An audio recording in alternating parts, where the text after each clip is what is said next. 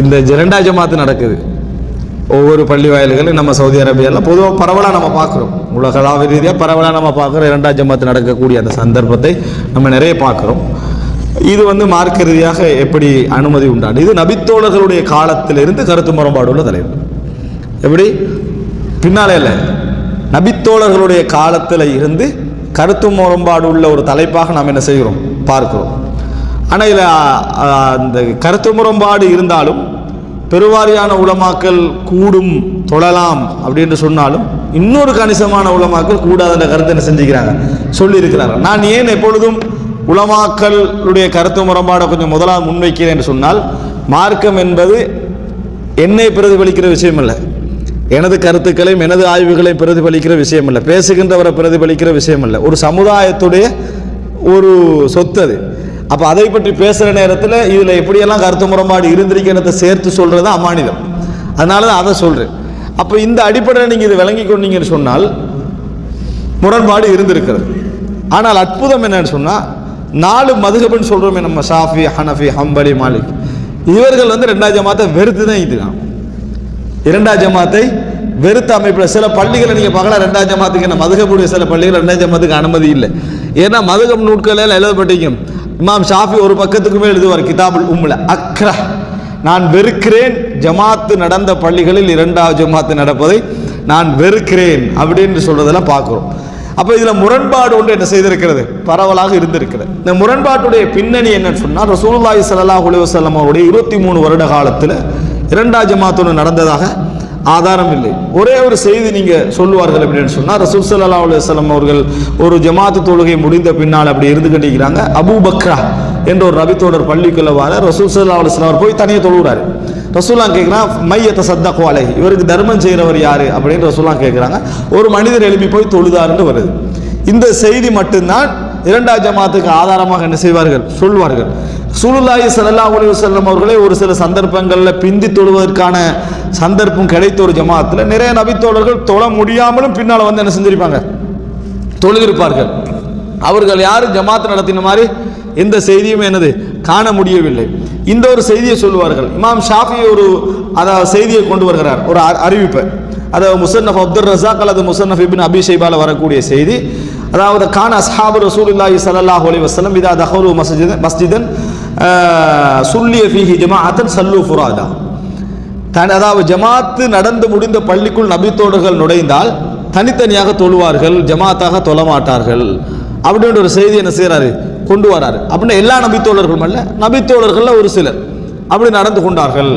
அனஸ் ரலியல்லாஹு அன்ஹு அவர்கள் இப்படி இரண்டாம் ஜமாத் நடத்தினார்கள் அப்படின்ற செய்தி வருது. அப்போ கருத்து முரண்பாடு வலுவாக என்ன செய்து இருக்கிறது நம்ம பார்க்கிறோம். ஆனால் அல்லாஹு ஆலம் நம்ம செஞ்ச ஆய்வின் அடிப்படையில் எங்களால் முடிஞ்ச அளவுக்கு தேர்ந்த அடிப்படையில் கூடாதுன்ற கருத்து தான் சரியானது. இரண்டாம் ஜமாத் ஒன்று கூடாது அப்படின்னு சொல்லக்கூடிய அந்த கருத்து தான் சரியானது. இது கருத்து ஷேக் நாசருதீன் அல்பானி இந்த கருத்தை தான் என்ன செய்யறாங்க வலியுறுத்துறாரு. அவர்களது மாணவர்கள் நிறைய பேர் இந்த கருத்தை தான் என்ன செய்யறாங்க வலியுறுத்துறாங்க.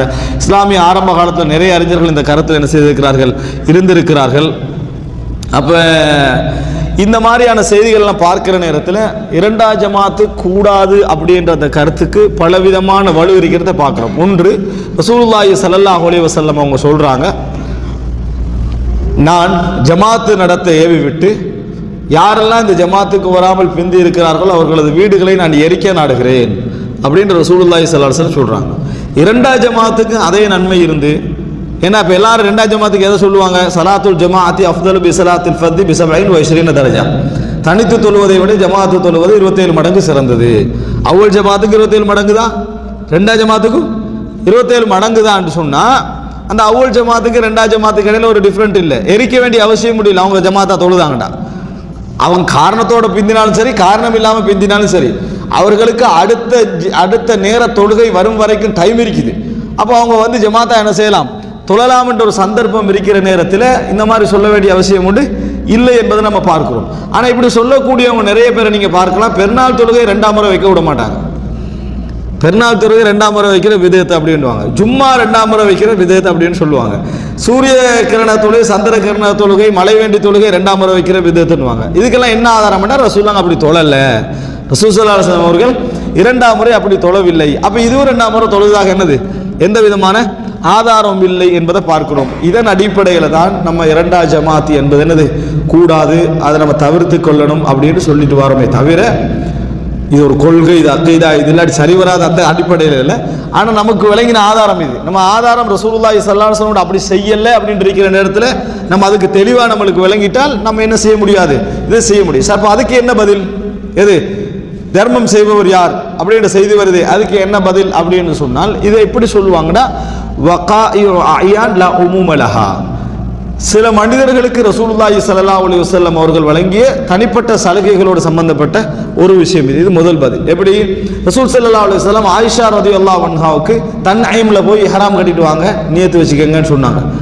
இது ஆயிஷா ரலியல்லாஹு அன்ஹாவுக்கு மட்டும்தான். அது நம்ம எல்லாரும் கடைபிடிப்பதற்கு முடியாது. இப்படி ரசூலுல்லாஹி ஸல்லல்லாஹு அலைஹி வஸல்லம் அவர்கள் தனிப்பட்ட ரீதியாக உலுகியால் ஒருவருக்கு சொல்றாங்கன்னா இந்த மாதிரி ரசூல் ஸல்லல்லாஹு அலைஹி வஸல்லம் சொன்னதாக செய்தி வருது.